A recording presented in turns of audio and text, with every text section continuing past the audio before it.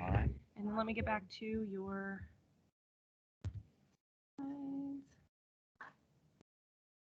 Okay, Rachel, can you still see the PowerPoint? You're fine?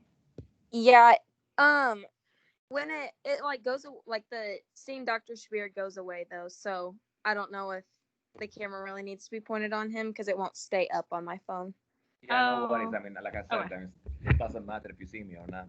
Okay. I didn't mean it like that. No, no, I mean it like that. I'm not saying you meant it. I'm saying I mean it like that. I'm not gonna add anything. All right, so we're gonna talk about ARDS today, and talking about ARDS is really talking about managing ARDS. That's the most important part of it, and that is mainly done through mechanical ventilation. So we'll talk about that in a little bit. Disclosures: nobody pays me to do anything, unfortunately. Nothing to disclose there. So things we will be learning today. What are the pathophysiologic changes that we see in ARDS? How people get in trouble basically from ARDS? What mechanical ventilation strategies we use to treat ARDS? We won't like go into details and about different modes of ventilation, but the basic principles of what to do on the vent, no matter what the mode is. And then to see other things that we can do to help people with ARDS that does not have to do with mechanical ventilation. So before we start talking about ARDS, I was going to give like a quick refresher about how a ventilator works, because I figured out, a lot of people think it's a little bit like magic, which that's what I thought initially when I was, when I first started doing my residency, but it's really not that complicated. So the ventilator basically is a device to help you breathe, right? So the way it does that is it either gives you a certain amount of volume when you're breathing, or it applies a certain amount of pressure. Basically, all the modes of ventilation are like that. They either give you a volume that you'll take into your lungs, that's to breathe, or they'll apply a certain pressure. So how does the ventilator know that you're breathing? So there's this thing on the ventilator called a trigger. So we set that trigger. So you decide how much you want it to be at. You can have a pressure trigger, or you can have a flow trigger. And the difference is really minimal between the two. So a pressure trigger means that I tell the ventilator, for example, if you feel a difference of pressure of 2 centimeters of water, that means the patient is trying to breathe. Give him a breath, right? Or if it's a flow trigger, the ventilator will basically try to sense if there is a difference in flow of 2 liters per minute or whatever I set it at. Usually, on average, we set it at two, and 2 liters per minute. Then it knows that the patient is trying to take a breath. Then it will give him the breath. And then giving the breath depends on the mode of ventilation. It'll either be a volume or it will be a pressure, basically, that is applied. How does the ventilator know that you need to stop breathing now? Like, okay, I gave him the breath, we need to stop. And when your mode of ventilation is giving a volume, let's say we're using an assist control mode and we set 500 cc's as the tidal volume. When we set these settings, we also set a flow rate on the vent. So we say, for example, I want to give the breath at 60 liters per minute, right? This is how quickly the breath gets delivered to the patient. And so let's assume I put a tidal volume of 500 cc's. So that means, 60 liters go in 1 minute, which is 60 seconds, right? So zero point 0.5 liters, which is the 500 cc's, basically would be 0.5 seconds. And that would be your inspiratory time. So your inspiratory time is 0. 0.5 seconds. By the time 0.5 seconds pass, the ventilator will stop giving you a breath because it knows it gives you 500 cc's. Okay. Now, if you're on a pressure cycled mode, where instead of getting a volume, you get a certain pressure, right? So once your lung pressure reaches the pressure that you set on the vent, the breath stops. So let's say I'm using pressure control mode and I set the maximum pressure in the lung to 30 centimeters of water. You keep taking a breath in. When the pressure inside your lungs gets to 30, that's it. The ventilator cuts the breath, basically. There are a couple of modes where it's a pressure mode, but it's on time instead of the reaching the pressure. I'll talk about it later.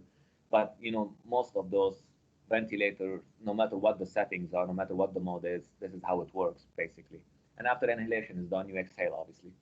So, what things determine your CO2 levels on the ventilator? It's usually the tidal volume and the respiratory rate.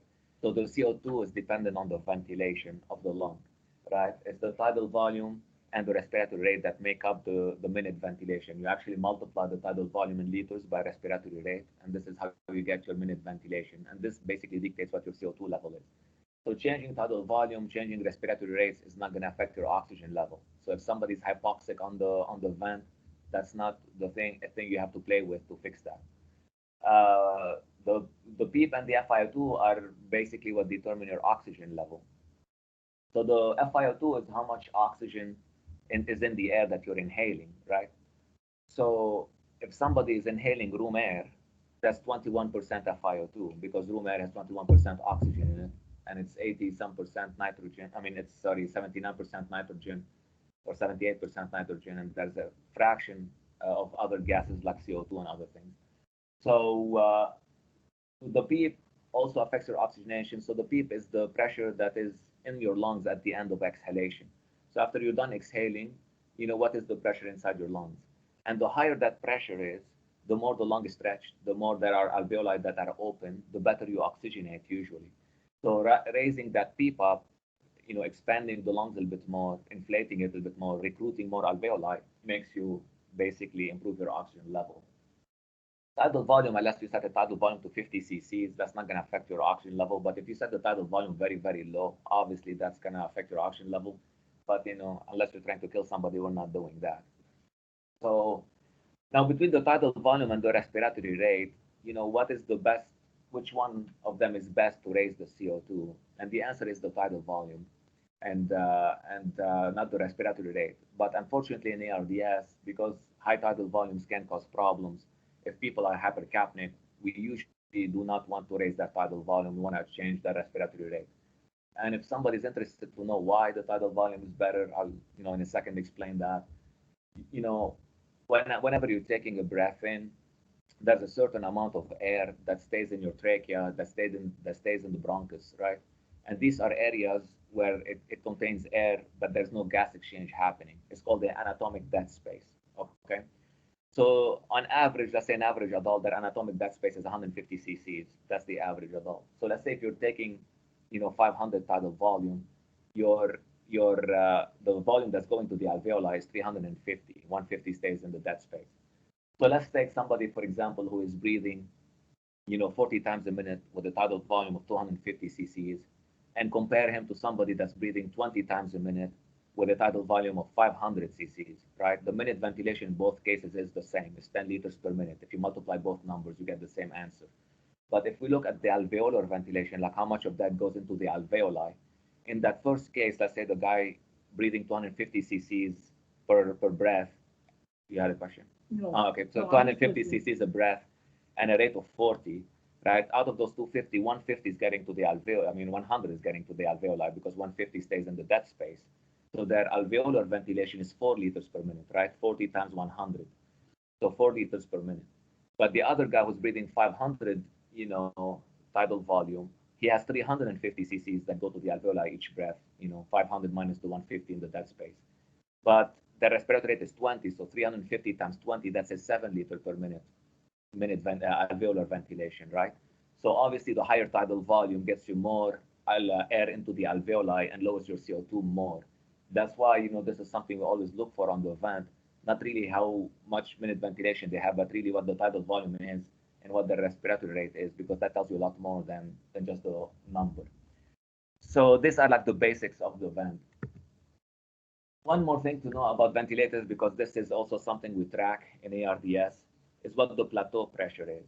So the plateau pressure, there's two things that you can see on the ventilator. One is the peak pressure, which is the maximum pressure that gets into the lung. So when you're taking a breath in, the ventilator keeps track of the pressure in your lungs. The maximum pressure that gets into your lung during that breath is recorded by the ventilator. And if you look at the ventilator screen, it always shows you on the screen what the peak pressure is. So you know with every breath, what is the highest pressure that is getting into your lungs. So that's always there. Now the plateau pressure is basically the pressure just to inflate the lung. So the difference between that is, you know, whenever there's air moving inside your lungs, moving in or moving out, there is resistance created by the air rubbing against the bronchi and the trachea and stuff like that. So that resistance creates a pressure also. So the way we calculate the plateau pressure is we want to stop air moving. So we just want at the end of the breath, so after the guy finishes inhaling, we stop air from moving for 10, 20, 30 seconds, to let the pressure equilibrate in the lung. And that resultant pressure basically is shown on the vent, and that's our plateau pressure. That is basically the pressure that is needed to inflate the lung to this degree, basically. And that is important because in ARDS, we want to keep that pressure low. So we'll talk about that a little bit later. But so the way we measure that on the vent, there's a button that says inspiratory pause. So at the end of inhalation, when we see the guy inhaling and he got to the end of inhalation, we click that button and hold it basically for, like I said, 10 to 30 seconds, and then read the number that shows up on the vent, which tells us what the plateau pressure is. And obviously the patient has to be well sedated when we do that because we don't want them trying to take a breath or trying to exhale when we're trying to stop the air from moving. But you can calculate that and track it basically. And obviously the plateau pressure is always lower than your peak pressure because your peak is always the plateau plus an extra pressure that is created by air moving. So if you calculate a plateau pressure that is higher than your peak, then you've done something wrong. All right, this is a X-ray of what you may see in ARDS. Usually patients with ARDS have an X-ray that looks like pulmonary edema almost, but the mechanism of the injury is different than cardiogenic pulmonary edema. But we will talk about that in a little bit. So how do problems happen in ARDS? So you have an initial injury or initial insult, like maybe septic shock or pneumonia or aspiration or something like that, that triggers a lot of inflammation in the lungs. And if you remember from physiology courses that the vessels are not impermeable, right? The vessels have pores in them, and these pores can leak things out of the vessels. Usually, there are proteins in the vessels that are large enough that they cannot escape through these pores, and you have smaller proteins that can escape through the pores, and medium sized proteins that sometimes can escape through those pores, basically. So what determines, how much volume stays inside the vessel in the lungs? So the things that will keep a low, like that would keep basically the fluid inside the vessels would be a low hydrostatic pressure. So the pressure of the water that's in the vessel has to be low. The higher that pressure gets, the more likely you are to seep water outside of the lungs. Outside of the vessels into the lungs. So this is how cardiogenic pulmonary edema works. The pressure gets really high on the left side of the heart. That pressure is transmitted into the vessels of the lungs. The hydrostatic pressure inside those vessels gets really high. So that makes the fluid migrate out of the vessels into the lung. This is how pulmonary edema works. Other things that keeps, vessels, that keeps water inside the vessel is a high oncotic pressure. So high pressure from the protein that is in the blood. Okay, if that pressure of protein is really low, like for example, people are very hypoalbuminemic, their albumin is very low, then water will seep out of the vessels just because their oncotic pressure is low. So in ARDS, it's the oncotic pressure that's a problem because of the inflammation, those vessels become more permeable, more protein leaks out of the vessels through these pores and into the interstitium. And to keep the same concentration across the vessels, more fluid is going to follow those proteins that are leaking to equilibrate the concentration on both sides. So you have more water that goes out of the lungs, out of the vessels and into the lungs. And then it gives you basically pulmonary edema, but the pathophysiology of it is different than cardiogenic pulmonary edema. It's more from inflammation and increased permeability and not from high hydrostatic pressure. So because that water goes into the interstitium, it floods the alveoli. So the alveoli get coated with water. And when the alveoli get coated with water, you cannot exchange gases across the alveoli anymore. And so this is how you get hypoxic. And if that problem happens a lot, like it happens in a significant percentage of the lung, then you have more dead space into the lung. They call that a physiologic dead space as opposed to the anatomic dead space, which everybody has.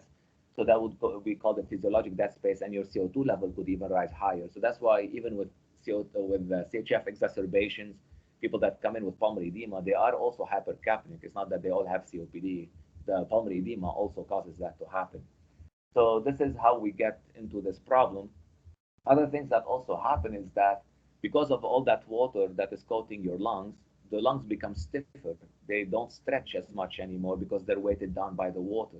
So your lung compliance goes down.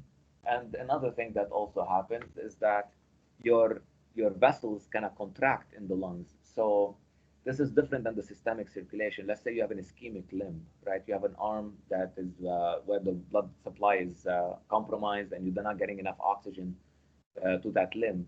Usually, the systemic reaction in that area is to vasodilate the vessels.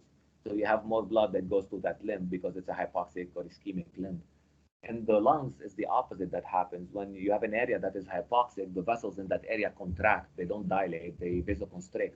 And the reason why that happens is so they can divert the blood to areas that are not hypoxic. So the blood goes to other areas of the lungs that are better oxygenated. So it's a protection mechanism. But when that happens at a great degree in pulmonary edema or ARDS, then the pressure inside the lungs becomes really high, and that can cause, right heart problems basically and pulmonary hypertension. So different things that can cause ARDS, and I listed some common things here, but there's a lot of other drugs that are not, other reasons that are not listed in there.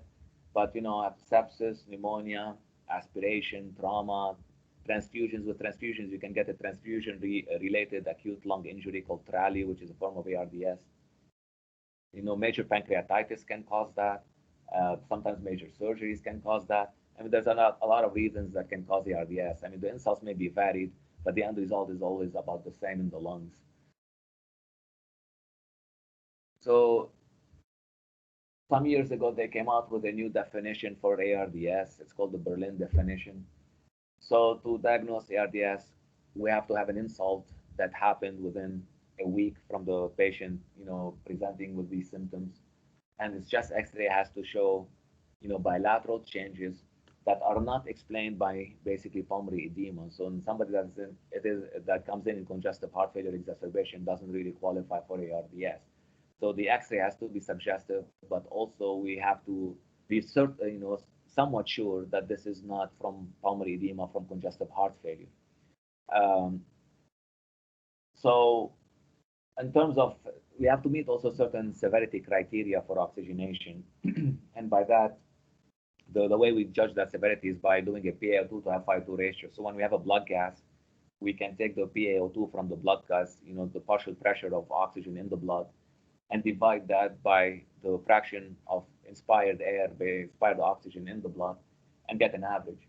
In the past, they used to call PaO2 to F5-2 ratio between 200 and 300. They used to call that acute lung injury. It didn't qualify as ARDS. It was only ARDS when it became below 200. Now they changed that to where it's mild between 200 and 300, moderate between 100 and 200, and severe below 100. Before we talk about mechanical ventilation, there is an option to treat these patients if they're not that bad, and that option is, high flow nasal cannula. So usually we would do like the humidified oxygen, like Airvo, or just a high flow cannula can do, and it's better than a BiPAP. And if we look at the study that looked at, in the overall population, and that people that were, first tried on high flow oxygen before intubation, people that were tried on BiPAP before intubation, or people that went through intubation, they noticed that if you put people on high flow oxygen, they stay more time off the vent. Like the mortality maybe didn't change, but they stayed less time on the vent and less time in ICU. So why not try that first and have them try, the high flow oxygen before we just move for intubation? If we looked at people that are even in the more severe range, it seems that the high flow oxygen helped them stay off the vent even longer than looking at the general population. Now, the interesting thing that you will see on there is that the people that were on BiPAP did worse. And so BiPAP is not really a treatment for ARDS. It's great for congestive heart failure, it's great for COPD, but it's not good for ARDS. And that will probably have, in my mind, I think that has to do with the fact that on BiPAP, people have higher tidal volumes that they're using. They also have higher pressures in their lungs, which are all things that are bad for ARDS, and we will be discussing that a little bit later. So in my mind, I think that's why the BiPAP is not helpful. but high flow oxygen or air will definitely help. So we should try that first before we just move toward intubation. So the main ventilatory strategies that we use in ARDS, and that is irrespective of what or of what mode of ventilation we're using. It doesn't The ARDS doesn't know what mode of ventilation you're using, right? It doesn't care about any of that. It just cares about what the volumes are, what the pressure is in the lung, certain lung mechanics basically that we have to optimize, no matter what mode we're using. So one thing that we want to do is reduce the volutrauma. So there are studies that show that just the amount of air that you're using to inflate the lung with each breath can cause more injury to the lung. And that is, irrespective of the pressure inside the lung. So it's not because the pressure in the lung is getting higher. So you could be putting more air in the lungs and the pressure is not changing that much, but the fact that you're stretching the lung with more air, it leads to more injury inside the lung. That's one of the reasons also why in the past they used to use really high tidal volumes ventilation for people that are on the vent out of ARDS, even just regular people vented. And over time they start going down and down lower on the amount of air that we use, because even in healthy lungs, stretching them too much can cause injury. Another thing that we want to do is also not let the lung completely collapse. So if you look at a party balloon, if you let it blow all the way out, the walls stick together, they get together. And then to reinflate that party balloon again, you have to put more pressure into that area and do a bigger effort to reinflate it just because it was collapsed all the way. And that is called atelectotrauma, basically, trauma from atelectasis. So we want to avoid that. And this is where the PEEP comes in. This is why we always have higher PEEPs in ARDS that we use to prevent this from happening.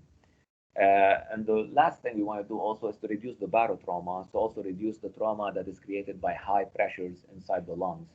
So we want to try to use lower volume if we can. We want to try to keep the pressure low, and we want to try to prevent the lung from collapsing all the way at the end of the breath. All these things will help us do better. Now, there's a new entity that's been looked at in the last few years called the driving pressure. I will explain that a little bit later. But on top of all these three things, we want to try to keep also a low driving pressure, and I'll discuss it a little bit later. So the only thing on the mechanical ventilation side, really, the only thing that has shown that have shown like improvement of mortality in ARDS is to use low tidal volume ventilation, basically. So low amount of tidal volumes. And in the studies, the mortality was about 30% compared to 40% with higher volumes. And they stayed less time on the ventilator, and so they overall did better. So what we mean by low tidal volume is somewhere between 4 to 6 milliliters per kilogram of ideal body weight.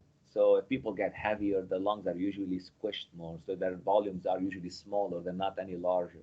So we cannot take their actual body weight. You have to take the ideal body weight to calculate the volume. In the past, they used to use 12 milliliters per kilogram ideal body weight in somebody who is not in ARDS vented, but these days we use more like 8 to 10. And again, that's mainly because low volumes are better even in healthier lungs.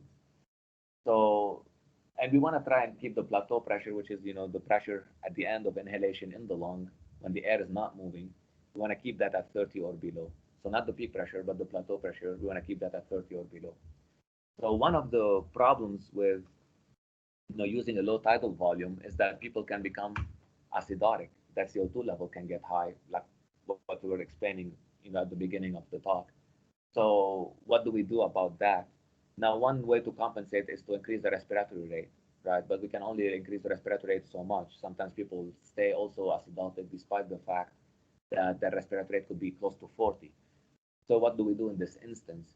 If we can, we'll try to compensate for the acidosis by giving people bicarbonate, right? So we try to compensate for it ourselves, putting them on a bicarbonate drip or giving them amps of bicarbonate. Now, let's say you're doing all that and the patient is still acidotic. It's fine to leave them acidotic as long as the pH is not too low.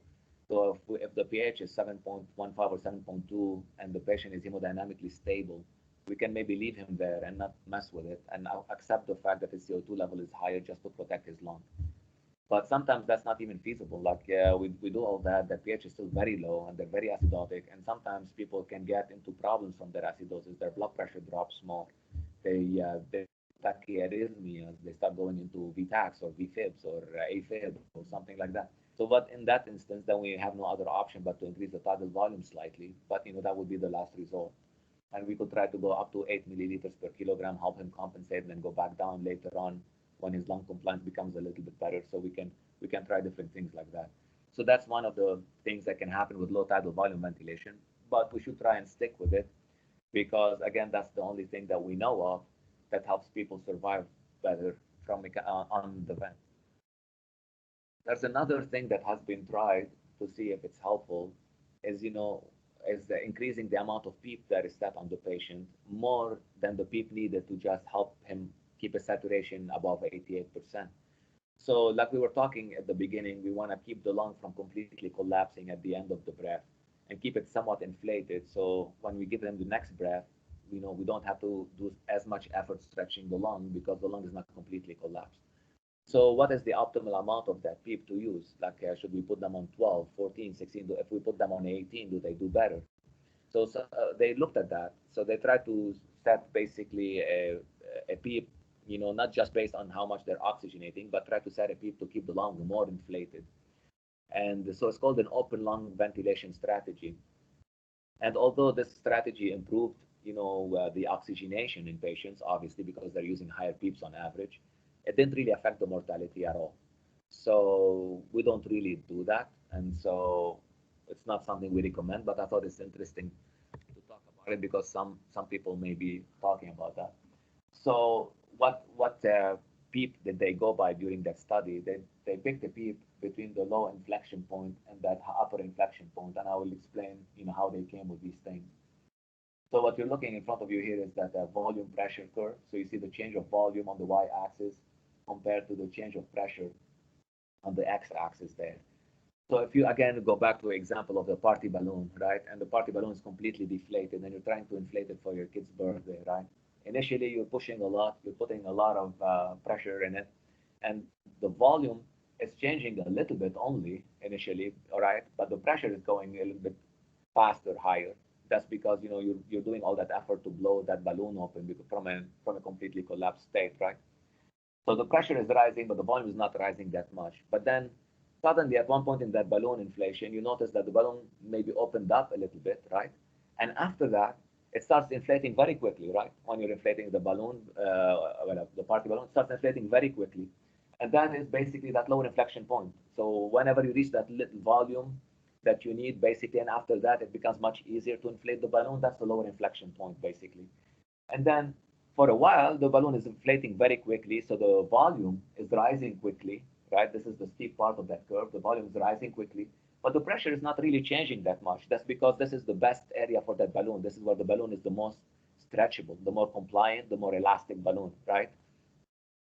So this is that steep range. And at a certain point, you get to a spot where the balloon is stretched all the way, right? And any volume you're putting in that balloon from now on, like you're pushing into that balloon, you're putting only a little bit of volume. Really, the volume is not changing that much because the balloon is optimally inflated now. It cannot hold any more air. But what's happening is the pressure is rising quickly now because the balloon is stretched all the way and you keep putting air in it. So the amount of air that doesn't stay there, but the pressure rises quickly. And of course, if you stay on that course, you pop the balloon, right? Which happens the same with your lungs. If the pressure gets high enough, you get a pneumothorax. So now we're imagining that the whole lung is one balloon, but the actually lung is millions of small balloons, and each one of them is affected to different extents in ARDS. So some balloons could be very compliant, some balloons not so compliant, and it could be anywhere in between. But this is basically where that upper inflection point and lower inflection point come from, and they try to pick a range somewhere in between. Now, calculating this curve on the vent is not easy. So if you cannot do it, they say, well, pick 16 as a random number to put it. They notice that 16 will be usually somewhere in between these numbers. But again, there's no mortality benefit, so there's no reason to do that. We just set a PEEP enough to keep the oxygenation 88% or above without really trying to overdo it. This I thought was interesting because this is that same study. They did CAT scans on different amount of PEEPs, basically different amount of pressures of the lungs. So if you see the patient, that before they started that at the zero pressure there, you have all the atelectasis at the bottom of the lungs because, when you're laying down on your back, gravity makes everything go to the dependent area, right? So the backs, and then at higher and higher amount of pressure, the lung started expanding, expanding, expanding. If you stretch the lung all the way at the top there, it's almost they're healthy lungs, right? They didn't get diuresis there, nothing else happened, but that's just because you stretch the lung all the way. So just to see that it actually does recruit the lung, it does improve your oxygenation, but doesn't really help mortality, so no reason to do it. All right, so what is the driving pressure that I was talking about earlier? So the driving pressure is something that goes into the calculation of the lung compliance. So the compliance is the inverse of elastance, right? So elastance of the lung, like how elastance of anything, like how elastic is something, is how much pressure, how much the pressure changes by unit of volume. Like you take anything and you increase its volume by 1, right? How much does the pressure change? That is the definition in physics of elastance, right? So the compliance is the inverse of elastance, not the opposite, but the inverse, right? So in math, if you say 1, the opposite of 1 is maybe -1, but let's take 2 because 1 is confusing. The opposite of 2 would be -2, but the inverse of 2 would be 1 divided by 2, right? Would be 0.5. That would be the inverse. So the inverse of the elastance is what the compliance is. And instead of saying what is the change of pressure by unit of volume, is what is the change of volume by unit of pressure, right? So that would be the lung compliance. So and so the way the change of volume, that's your tidal volume. So if you're inhaling, you take a breath in, you exhale, the volume that changed in your lung is that tidal volume basically, unless you're like really trying to take a deep breath yourself. But somebody on mechanical ventilation and we're giving him a breath, the amount of the amount of volume that changes between inhalation and exhalation is just that tidal volume that he's taking.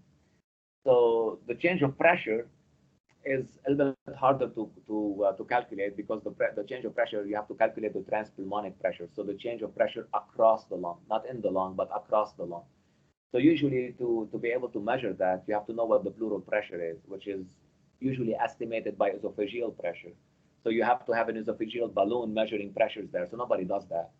So the way they estimate that pressure is by the driving pressure, which is the plateau pressure minus the PEEP pressure. So they say, well, okay, before you start taking a breath, what was the pressure inside your lungs? That's your PEEP, right? Because when you exhale, you go down to your PEEP. And at the end of inhalation, if there's no air moving, what is the pressure in your lung? As we discussed earlier, that's the plateau pressure, right?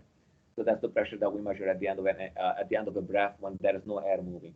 So the difference between those two is called the driving pressure. So that's the difference between the plateau and the PEEP. There are studies that show that irrespective of the volume and irrespective of the amount of pressure in the lungs, keeping a lower driving pressure, so keeping the difference between the plateau and the PEEP lower, actually people do better. And we don't, probably it's not completely understood why. And sometimes we don't really have an option. Sometimes we have to use certain pressures to help the patient breathe. So we may not be able to affect the driving pressure. But if we can, we should try to go for a lower driving pressure.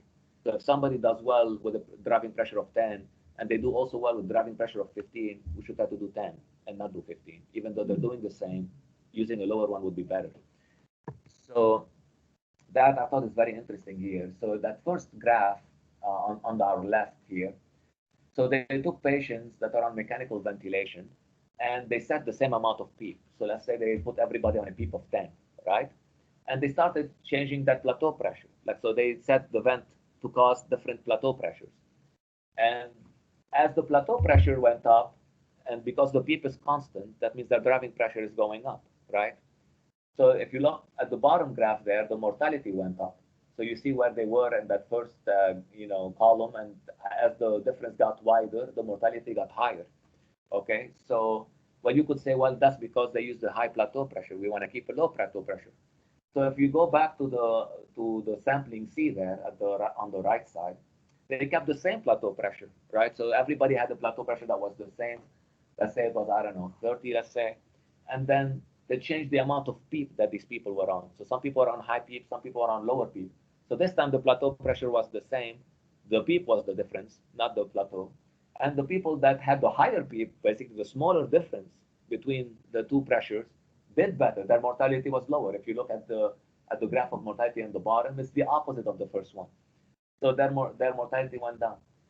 So it's then they took people where they varied the PEEP and the plateau pressure by the same amount, and kept the difference between the two the same. All right, so they didn't change the driving pressure was the same in both, but they had varying amount of PEEPs and varying amount of plateau pressures, and the mortality stayed the same. It didn't change, which tells you that the driving pressure is very important. This is something that we have to keep in mind. And when I trained, nobody ever talked about driving pressure. I don't think they knew about it. And so this is something that came out in the last 10 years, basically, and something important to keep in mind. All right, so other things than mechanical ventilation, things that will help us. The only other thing so far that helps, improve mortality from ARDS other than, low tidal volume ventilation on the vent is prone positioning. So, and that's important because, anybody could do prone positioning, really. I know it's a hassle for nurses, but you could do it. And the studies that were done on prone positioning were not using any special beds or anything like that. They were just regular hospital beds, and they prone people, and people usually did better. So how does prone positioning work? There's different ways that it helps, but the main thing, the thing that probably, is responsible for 90% of improvement, is the improvement in the VQ matching, which is that second, bullet there. So what is the VQ matching? I'm a healthy individual right now sitting up. Okay, my lung could be divided into three different areas. I have the bottom of the lungs where most of the blood flow goes, right? Because I'm sitting up right now, the gravity makes all the blood in my vessels, most of them at least, go down to the bottom of the lungs because this is where gravity is the strongest, right? It makes you go down. So, but the air, most of the air goes up because air always goes up, so it goes to the upper part of my lungs. So at the bottom of my lungs, it's the area that is the best perfused. There's the best, amount of blood that goes there, but it's the least oxygenated because there's the least amount of air that goes there. The top of my lung is basically the opposite. It's the best area that's oxygenated because most of the air goes there, but it's the least area that's perfused. That's because most of the blood goes to the bottom. And in the middle of the lung is somewhere where, it's a little bit more equal. There's better perfusion, better oxygenation, not the best perfusion and not the best oxygenation, right? So it's the area that maybe helps you oxygenate the best because this is where the ventilation and the perfusion are the best matched, right? So in everybody's lung, there's a VQ mismatch between different areas. So V stands for ventilation and Q for the perfusion, okay? And why Q for perfusion, I don't know, but it's Q, okay? So, so what happens in ARDS, right? You're really sick, you're having some pulmonary edema, and you're laying on your back, okay?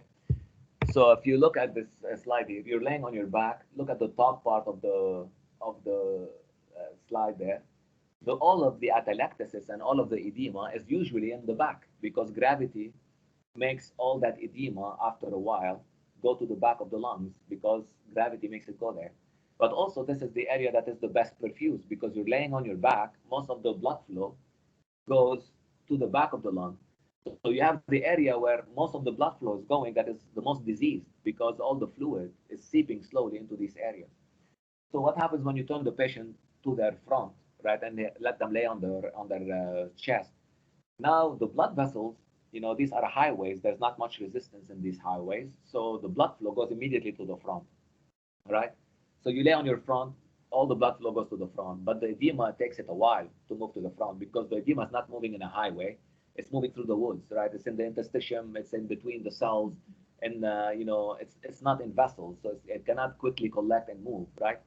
So it takes hours probably for that edema to move from the back, what used to be the back portions, now to the front portion, right? So, and during that time, your oxygenation improves, right? But you have to keep those patients in a prone position long enough for them to get that benefit. So in those studies, they did 16 hours of proning.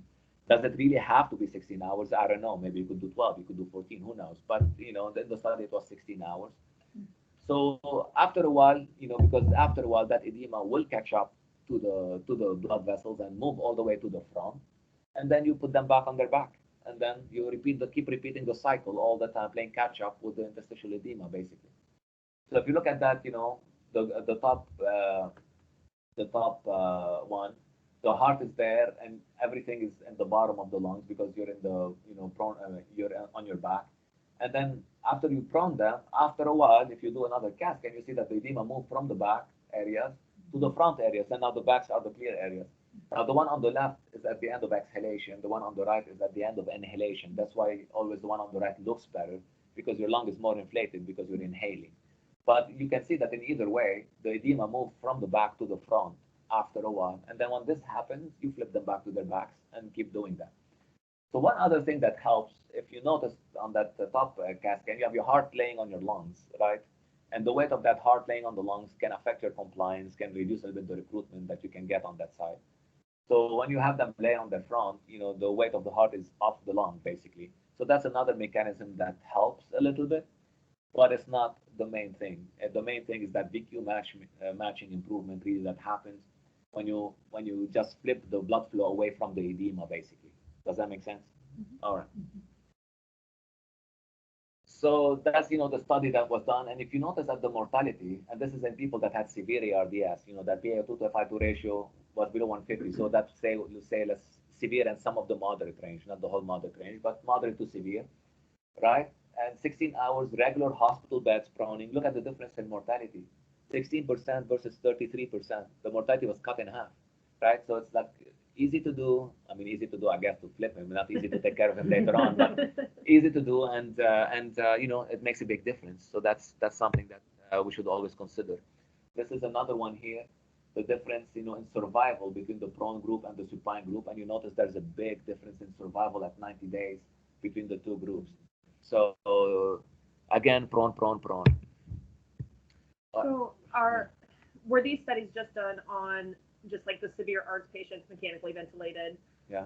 How do you feel about, like, we started doing some education with the nursing staff on NPU that has our COVID patients that aren't ventilated. They might be BiPAP'd or not. Yeah, there are studies that are looking at doing it in people that are not mechanically ventilated and see how much it helps. And if it helps in the most severe cases, I don't see why it wouldn't help. Right. I mean, maybe the difference would not be as pronounced, but Sure. It may be that you improve their oxygenation enough to avoid them, or having them spend more days off the vent and things like that. I mean, there may not be a big improvement in mortality because they're not very severe cases, but I'm sure the oxygenation would improve and they probably would not stay as long on the vent, or maybe avoid being on the vent, who knows. But there are actually people looking at that. I didn't include that in the slides. I don't remember, all the data. I just wondered what your thoughts were. Yeah, no. I mean, that's definitely. If it's truly helpful or not. Yeah. I think it's definitely something that would be helpful, and I would encourage people to do that. But I don't have the data listed here though. But so other things that we can use, and to help in ARDS, ECMO is one of them. Extracorporeal membrane oxygenation. Hopefully, we'll get there here soon. We'll talk about having that happen. So in ECMO, like in other things that we'll talk about, the oxygenation improves, but there is no benefit of mortality.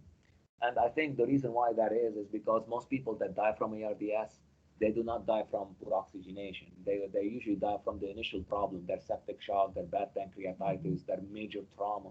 That usually ends up killing them, and not the oxygenation problem. But when I was in training, and at different times, there were people that are really just dying from poor oxygenation. Like they don't have any other organ failures, they're doing well otherwise, but we just cannot oxygenate them.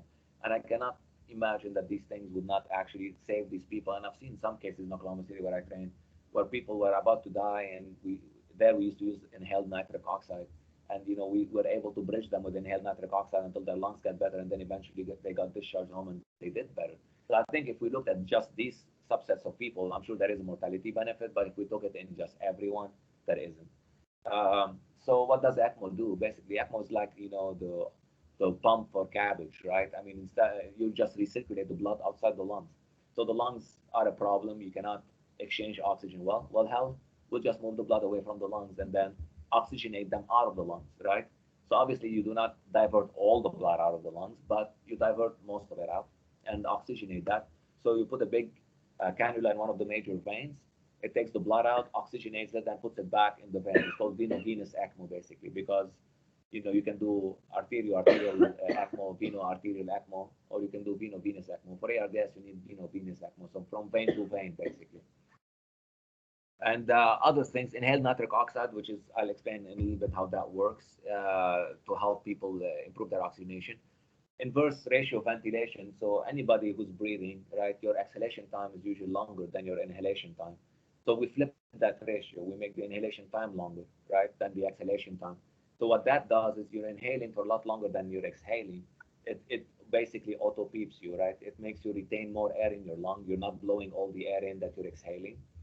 I mean, you're not exhaling all the air that you're inhaling, basically, which slowly stretches your lungs more and more and recruits more alveoli. So that can improve oxygenation, obviously.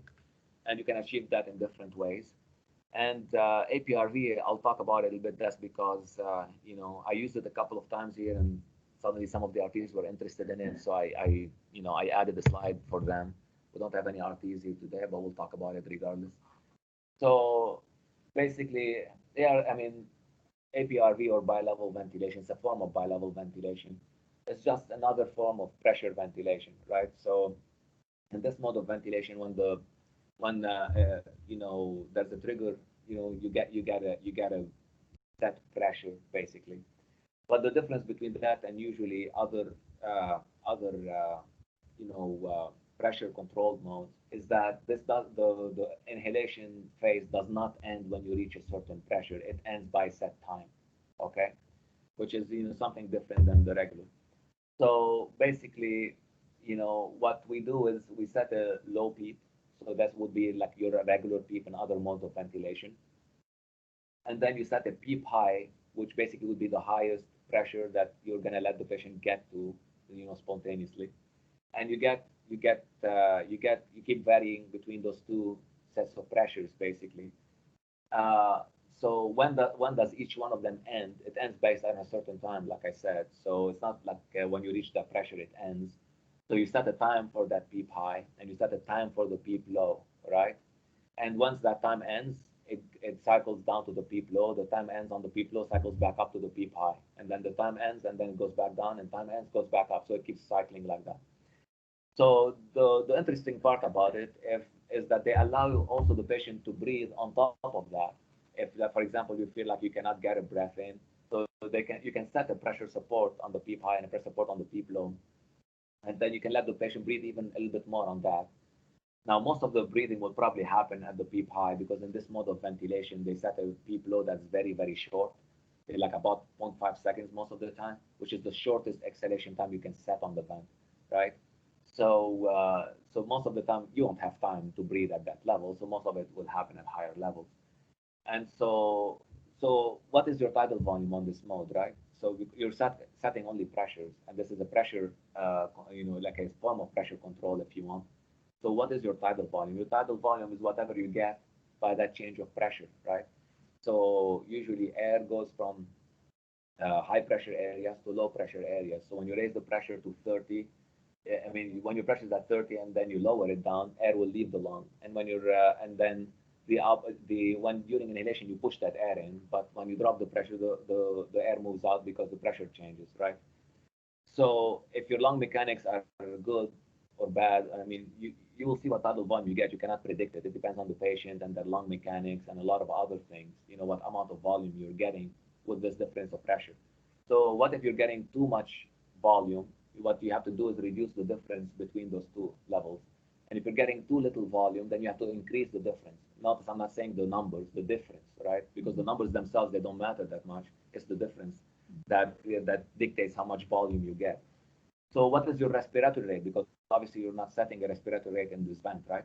So let's say I set a time for inhalation that is 2.5 seconds and a time for exhalation that is 0.5 seconds, right?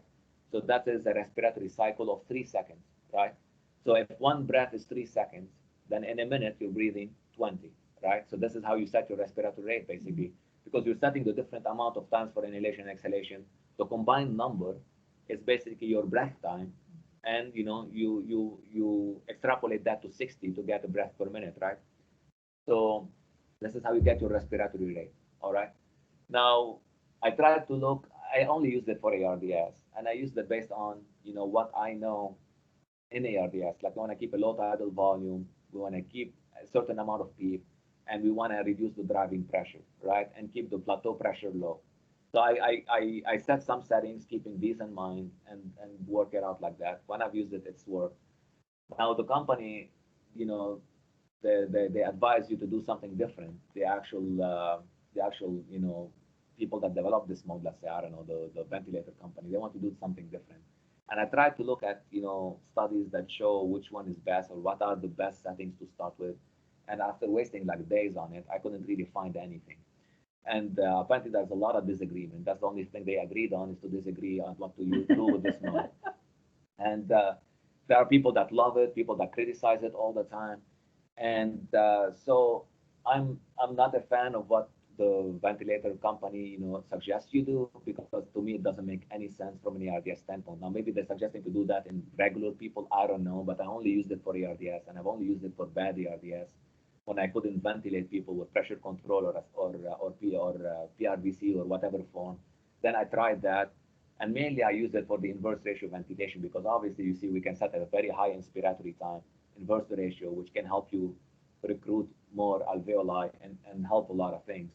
So what does the drug, I mean the company, you know, actually recommend? They say, okay, well, put a PEEP high of 30, which is really want to keep the plateau below 30, right? In this mode of ventilation, your plateau basically is usually the PEEP high, unless you're taking extra breaths on the higher level.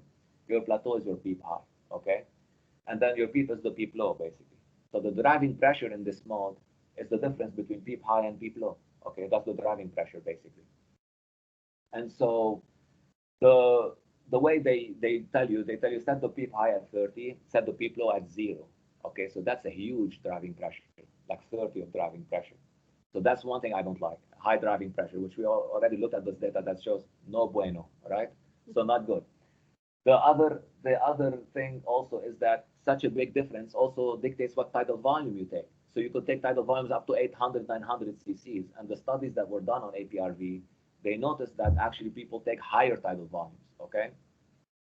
Now the other thing also that I don't like is that your PEEP is at 0, right? So when you when you go to PEEP low, you de-recruit all the lung. Now they tell you, well, they set a PEEP low, you know, time, you know, that is very short to prevent you from exhaling all the way. So even though they set the PEEP at 0, you cannot actually exhale all the way and get it to 0. They say, right? That's what they say. But there are studies on healthy lungs that say that healthy lungs could go that difference of pressure in less than 0.5 seconds, right? So if you have normal areas of the lungs, which, because again, ARDS, not the whole lung is diseased, the normal areas of the lung are completely recruited in that time. Now, the people that do that, they disagree. But I mean, to me, it makes sense. You de-recruit these areas, and plus, you don't even know what amount of PEEP you're ending up with, because you know this mode makes you auto PEEP, so you're hyperinflating your lungs, but you're not really seeing it on the vent. You're not seeing it in the vent measurement. So how much are you really auto peeping? I don't know, right? So there's a lot of things about it that I don't really like. There's only one study from China that I looked at that used it in ARDS in people that had moderate ARDS, so not the severe cases. Okay, they started with something similar to what the ventilator company suggests, but they started with 5 of PEEP instead of 0. Like they say, they started with 5. But if you look at later on during the trial, like after 3 days, those people did not stay at the PEEP of 5. Their PEEP got higher. So the people who actually they had to raise it up later on, and they had the same driving pressures and the same plateau pressures on average as the people that were in low tidal volume. So people that were doing the regular things that we do, they had similar mechanics of the lungs, which tells me that they changed them to something more like what you would expect to do in ARDS. And that's only one study from China, and I don't know how much we believe the Chinese. So what what I do usually when I switch to ARDS, I also do the PEEP high of 30 because I don't want it to get any higher than that. And I set a PEEP low that is, maybe a little bit lower than what they were on PRVC or pressure control, but definitely not 5 and definitely not 0. So I may end up doing like 10 or 8 or 12 or 14, and mainly to keep a low driving pressure, right? Enough PEEP low to keep that setting well. Not too much difference between PEEP low and PEEP high to keep a small driving pressure if I can, as long as I keep that tidal volume for, about 4 to 6 milliliters per kilogram. So I set those pressure differences to get that tidal volume. And if I get that tidal volume and I can do with a PEEP high that is lower, I lower the PEEP high and lower the PEEP also by the same amount. Why? To keep the same driving pressure. And if I can get away with a smaller driving pressure, I also do it, right? So there's a lot of sitting in front of that vent and playing with different numbers and giving it some time and see what happens. I do set the T low at zero point 0.5 seconds because that's the shorter it gets. And I don't, they recommend usually in those modes to set the T high to like 5 seconds. 5 seconds and half a second of exhalation. That means your breath is 5.5 seconds, which means you're breathing like 10 times a minute, right? Which means your CO2 level is sky high, unless you give them a really high tidal volume, which again doesn't make sense in ARDS. So I try to have a PEEP T high that is at least 2 or 3 times higher than the T low if I can, and keep at least the respiratory rate in the 20s, 24, 26, something like that, right? So I do it a little bit differently. We can talk about it later if somebody's interested, but not to waste too much time on that. So yeah, nobody's gonna agree on it, but this is how I like it. It works for me. It's worked for me multiple times when I used it. I'm gonna stick with it. So ARDS, how does nitric oxide help? So nitric oxide is a vasodilator, right? It dilates your vessels. So why don't we give people nitroglycerin and give people any other vasodilator and hope that they would improve their oxygenation? And that goes back to what we were talking about, the difference between systemic circulation and lung circulation, right? In the lung circulation, the areas that are hypoxic, they're vasoconstricted to shift the blood away to areas that are better oxygenated. So what happens if you give them IV vasodilators? You vasodilate the whole circulation in the lungs, irrespective of how well they're oxygenating or not oxygenating, which ends up worsening your oxygenation and putting people in more trouble. So what happens if you give it inhaled, right? You give a vasodilator that's inhaled instead of IV. When you give it inhaled in areas that are not well oxygenated, because with my poor attempt at putting some water in the alveoli there on that right side, the black area, that area is flooded. Oxygen does not cross, neither does the nitric oxide, right? So that area stays vasoconstricted because it's hypoxic, and the nitric oxide cannot cross, just like oxygen cannot cross, so it stays vasoconstricted. Whereas areas that are not flooded with water, nitric oxide will cross there and vasodilate these vessels even more, and get you selective vasodilation. Dilate the areas that are healthier, and not dilate the areas that are vasoconstricted basically, and that improves your oxygenation. And every time we use it in Oklahoma City, I mean, it always helped. And so we start at a 30 particles per million, so 30 particles of nitric oxide per million particles, right? And then you titrate it from there, down or high, to get the desired vasodilation and improvement in oxygenation. And then you can, as they start doing better, you can titrate down the nitric oxide and then titrate it off, and then titrate the PEEP down and the FiO2 down, just like you would do in any other people. I really liked it when I used to use it. Again, you won't use it a lot, but in certain cases where people are really dying from poor oxygenation, it can help a lot. Why don't we use it here? Well, I mean, you can do prone positioning here. At the time, there wasn't really good data on prone positioning, so we used to do that. We didn't really used to prone. I mean, we don't have it here. Like I said, I don't know. I know we've transferred. I mean, in the past, I mean, it's not been much, but we transferred a couple of patients. Yeah, we have. Out for.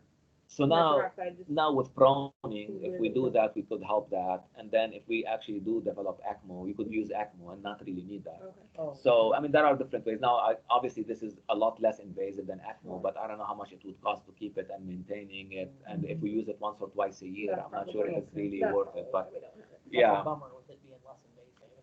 Yeah, but it's definitely less invasive because this is something you just hook to the vent, Right. right? And that's it. There's no big cannulas in the patient and, blood being shifted and stuff like that. Yeah. So other things, what do we do with fluid in ARDS? So we said people in ARDS get a lot of pulmonary edema, right? So how much fluid to give these people? If we give them a lot of fluid, obviously, because they're seeping more protein and they're seeping things out of their vessels because the vessel is more permeable, some of that water is going to go to the lungs. So we want to minimize the amount of water we give. And this is mostly important in the first few days of ARDS, because the first few days of ARDS is where you have the most inflammation and the most edema. Now, after the first few days, it's a lot of more remodeling. So the X still looks bad, but it's a lot more remodeling and inflammation like that, not so much edema and increased permeability. So at least in the first few days, my approach is to not give them much fluid, try to keep them on the negative side if we can. Now, this is a study that was done, comparing a liberal strategy of volume. So, most ARDS people, they're probably hypotensive, and, instead of just using presses, which is what we tend to do here, bolus them with fluid, be liberal how much fluid you give them, right? And then, or it's another strategy where, you're stingy with fluid. It's like you're paying for it yourself. You don't want to give it, right? So, and they looked at the mortality at 16 days, at 60 days.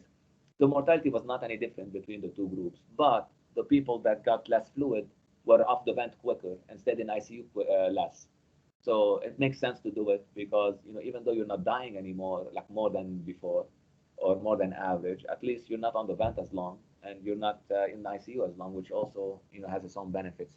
The difference in ventilator 3 days was 3 days on average. They spent 3 days less on the vent and 2 days less in ICU, which is not negligible. I mean, that's good.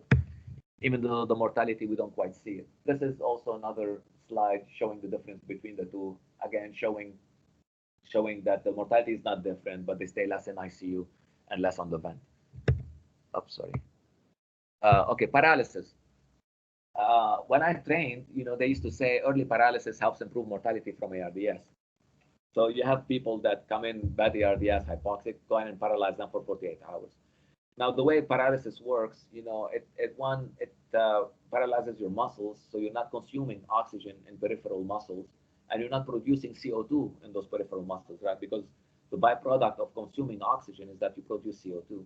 And since we have a problem with exhaling CO2, right, in ARDS with the low tidal volume ventilation, paralyzing these people might help, reduce some of that problem. Also, paralysis will help you synchronize with the vent better and get the, more benefit from the vent mode that you're on. So initially, this was like from an older study that showed, well, if you're on cisatracurium, which is that Nimbex, and and versus placebo, you did better. But subsequent studies show that no, you don't do any better. The mortality is the same, so we don't do that anymore. And cisatracurium is our preferred drug because Nimbex is not metabolized in the liver and it's not cleared by the kidneys, right? It's esterified in the blood. So if you have liver problems, kidney problems, you don't have to worry about that. You just give them Nimbex. Whereas other paralytics could be affected by your liver function and kidney clearance. So that's why we use Nimbex, and most studies are done on cisatracurium. Okay, so what about steroids in ARDS? The steroids in ARDS, they keep yo-yoing, yes, no, yes, no. When I first started, yes, and then it was no, then it was yes again, and then it was no. They keep changing their mind. So what we know for sure that steroid late in ARDS is harmful. So don't do that. What about early ARDS? This is where the yo-yo keeps coming back in. Yes, do it. No, don't do it. Yes, do it. No, don't do it. I typically don't do it unless I think the cause of ARDS is something. For example, some people can go into ARDS from like lupus pneumonitis or something like that. Then steroids would help the actual process that is causing the ARDS. So I use it in these instances. I don't tend to use it randomly, people. Now, if they are COPDers and I hear them wheeze, I may do the steroids, but I won't typically go for that just because they're in ARDS. Again, because the data is murky. And if they do end up paralyzed, which some of them do end up paralyzed, even though the paralysis does not improve mortality, but we paralyze them to help oxygenate them, or we paralyze them to help them be more synchronized with the vent because they're not, even though they're heavily sedated, right? So we may end up paralyzing them. And adding steroids on top of paralytics increases your risk of critical illness, polyneuropathy, and myopathy, right? So the combination of the two makes the risk even higher. Now, each one by themselves can cause that to happen, but the combination is even higher. So I try not to do it unless there's a good reason to do it, basically. And other physicians may feel differently, but I mean, there's no good data that says you should or shouldn't. At least of ARDS at the beginning. So in summary, low tidal volume ventilation, something to take home. Low tidal volume, 4 to 6 milliliters per kilogram ideal body weight. Keep a low plateau pressure below 30. Keep the sat above 88%. So we don't have to set a really high PEEP just for the sake of it. We just want a PEEP to keep a saturation 88% and above. Okay. And I forgot to put the driving pressure there because it was new. I added that slide. But driving pressure also, if we can, try to keep a low driving pressure, right? Pervasive hypercapnia may be something we have to live with. So if the guy is hypercapnic, as long as it's not too bad, we can turn a blind eye until things get better. Sedation is important to keep people well synchronized with the vent, and again to prevent discomfort. And paralysis. This is an as-needed basis. We don't want to do it for everybody, but for some cases it may be necessary. Okay, we'll do the conservative fluid management because they stay less on the vent, less in ICU. And prone positioning, again, because it helps improve mortality. So if people are bad enough, let's do it. And, that's, things that everybody really could do or advocate for. Any questions?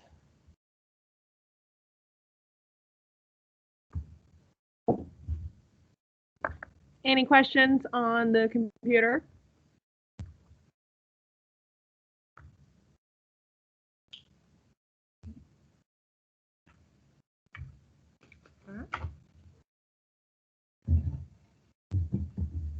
All right.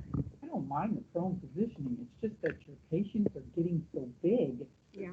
You know what I'm saying? Once they get past 250, I mean, it takes at least 6 or so nurses just to try to prone under Yeah. 250. I mean, look at some of them. They're going to be 300, 400, 500 pounds. I have to see where they did those studies. Maybe they did them in Europe. Where people Yeah. are- Where it's just, yeah. And Just that's like what two I'm of you. saying. Everybody's Yeah, pushing this Yeah. proning, but I'm like, have they seen our patients?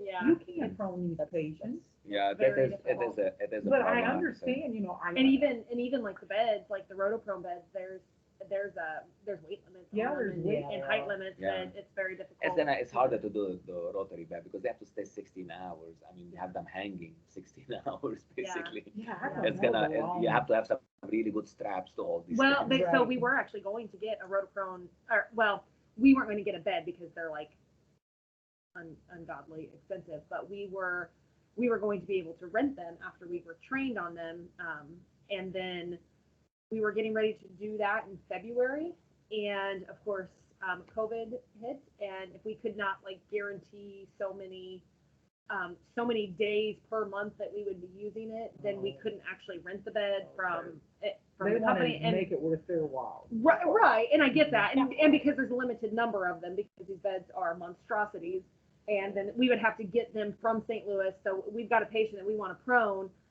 We're waiting at least 4 hours to even get a bed at the very earliest. Now that depends on if it's a weekend or what time of day or whatever. And so at the time when they wanted us to sign a contract, and I mean to even have this bed, it was like $1,500 a day just to even get the bed here, and then we had to have it for at least 5 days. We don't even know if we're going to prone somebody for that amount. It was really kind of insane, and we were like, you know what, scratch it. Yeah. We'll manual prone these patients. But then we get into the situations like Claudia's talking about. Yeah, on your normal sized Europeans, we can prone them fairly easily. I remember proning the little guy from the Congo with Keith, and him and I just were like, Keith just like lifted him up and rolled him over. But we get some of these larger patients that we've done here recently. What It's about almost the impossible. like little cranes that you guys use on the floor sometimes to help people stand up and things Well, like that? there's no way to flip them on their belly. Okay. So we do have we had looked up a lot of different ways, and we have a good system. You like sheet underneath, sheet on top, and you roll the sheet, and then you put them to the side, and then you put them on their belly. And we do use, you've got to have an RT at the head. You usually we have one of our providers in there at the time, just depending on how unstable they are, and then at least probably 4 others. So you are looking at probably 5 or 6 people minimum, depending on the size of the patient and everything I've got going on. And then of course, depending on And you have the people that hold the tubes and the yeah, vents and stuff like well, that, and if you've got mentioned. femoral lines and jugular lines, that takes a person each just for those. Then of course the vent, respiratory usually takes care of the vent, but then you almost need another person at the head. I mean, it's a process, but it's also, it's what's best for the patient. And I like hearing the times on that, because that was kind of iffy. Like, okay, do we put them on their bellies for 2 hours or 4 hours, and then we're flipping them and flopping Yeah, them no, back that's and forth? not enough. It's Yeah, not enough, yeah. and that put it more in perspective when you're talking Right. about the Yeah, edema so- taking. Talk about the Yeah. that's You know, where when I you're- started to understand When you're talking that like piece. 12 to 16 hours, okay, well that makes sense. Yeah. For the Well, edema that, to yeah, start. that's awesome. Yeah. So they did it for 16 hours, but what I would recommend, once you turn them over, their oxygenation hopefully is going to improve, Mhm. and then when it starts worsening again, getting really bad, then you go That's ahead when and you fit flip them. them again. Yeah, because everybody is different. I mean, they did 16 hours because they had to do a protocol, right? Right. But everybody is different. Like your edema, Sure. my edema, her edema might take different amount of times to move inward. So Right. some people might be faster than others. Some people might be slower. One thing I didn't talk about there was the recruitment maneuver. Which you can sit at the bedside and put them on really high peeps, like 40 peeps, and then slowly work your way down from there every minute or two, or every and keep working your way down, which I used to do a lot when in Oklahoma City. I haven't really needed to do it much here, but I've done it a few times here. But these things also help, but similar to because what that does is it basically opens up the lung as much as you can, right? And the effect of that lasts differently depending on different people. Some people I may see an improvement 6 to 8 hours. Some people they improve for 4 hours. Some people don't improve at all.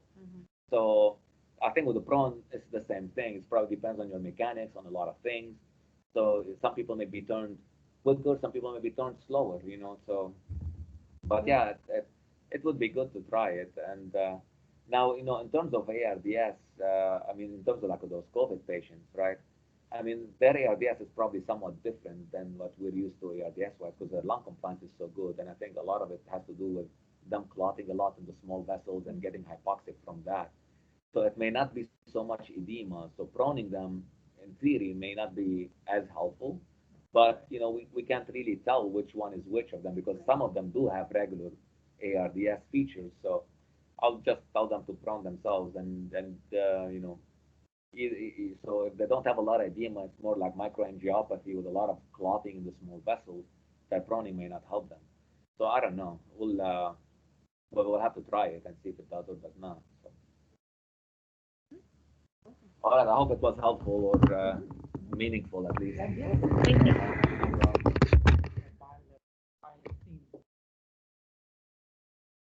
Oh, don't get me started on that because they keep. No, I just saw it, They keep calling me, hey, it's not working for us. Come help us. So I go said the best. Oh no, we don't want that. They change it. no, I saw it on a patient here last